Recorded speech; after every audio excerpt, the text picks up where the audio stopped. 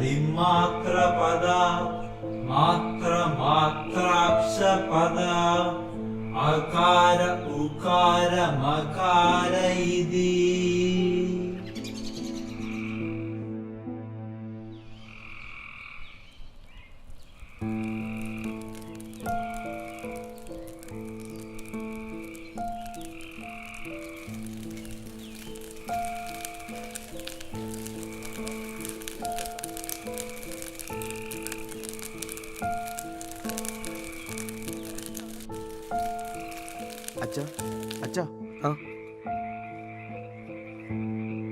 നമ്മുടെ തോട്ടത്തിലെ മത്തായിച്ചൻ്റെ മൂത്ത മോനില്ലേ, ആ പട്ടാളത്തിലെ, അവൻ നിലത്തെ വെടിവെപ്പിൽ മരിച്ചെന്ന് വിളി വന്നു.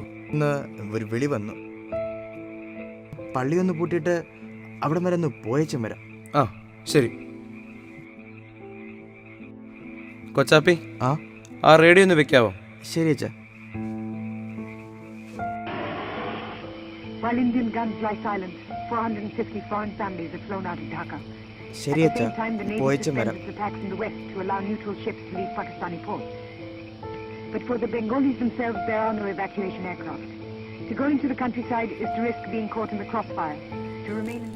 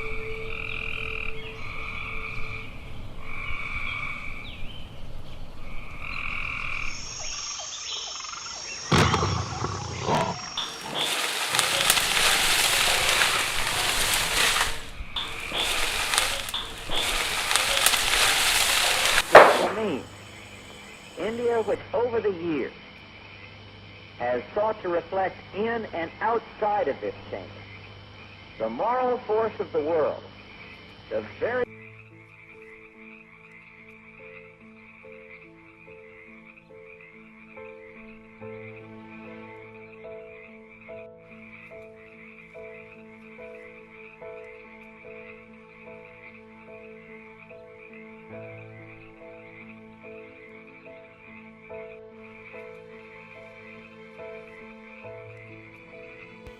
പലപ്പോഴായി നിങ്ങളെന്നെ എൻ്റെ ജീവിതത്തിൽ സഹായിച്ചു.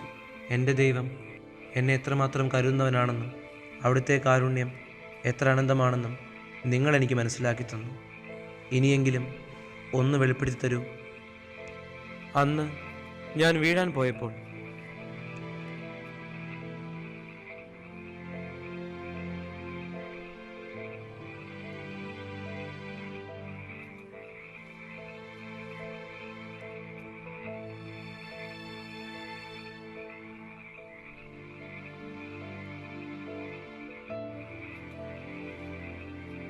പാവം ആ മനുഷ്യനെ അപഹരിക്കാൻ ശ്രമിച്ചപ്പോഴും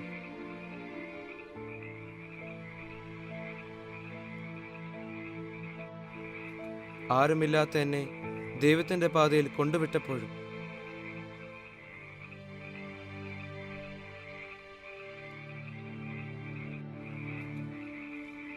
പഠിക്കാൻ നേരത്ത് വെളിച്ചം തന്നു.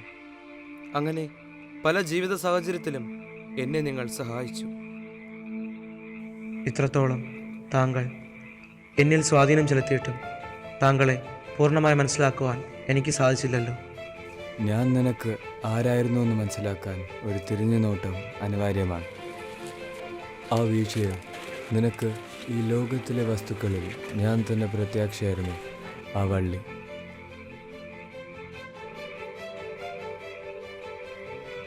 തടഞ്ഞത് നിന്റെ ഉള്ളിലെ സത്യസന്ധതയും നന്മയും പ്രകടമാക്കുന്നതായിരുന്നു.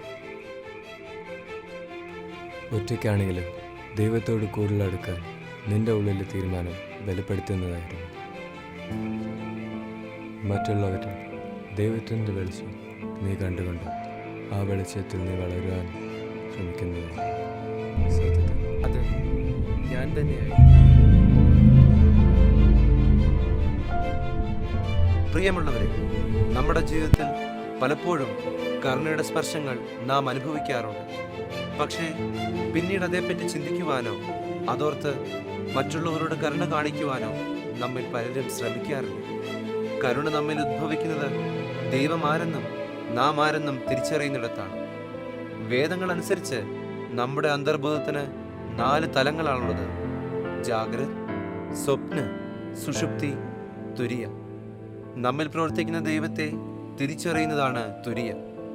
നമ്മുടെ ബോധാവസ്ഥയിൽ പുറത്തേക്കും അകത്തേക്കുമുള്ള വീക്ഷണങ്ങളുണ്ട്. അവയാണ് മറ്റ് 3 തലങ്ങളിലും പ്രതിപാദിക്കുന്നത്. എന്നാൽ ഈ 2 വീക്ഷണങ്ങളും അവസാനിക്കുന്നിടത്ത് നാം ദൈവത്തെപ്പറ്റി ചിന്തിച്ചു തുടങ്ങുന്നു.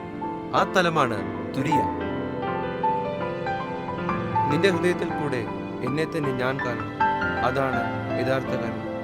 നമ്മൾ മറ്റുള്ള സഹജീവികളോട് കാണിക്കുന്ന കരുണയും ദയയും സ്നേഹവുമൊക്കെയാണ് നമ്മുടെ ജീവിതത്തിൽ പല സാഹചര്യങ്ങളിൽ നമുക്ക് വന്നു ചേരുന്നത്.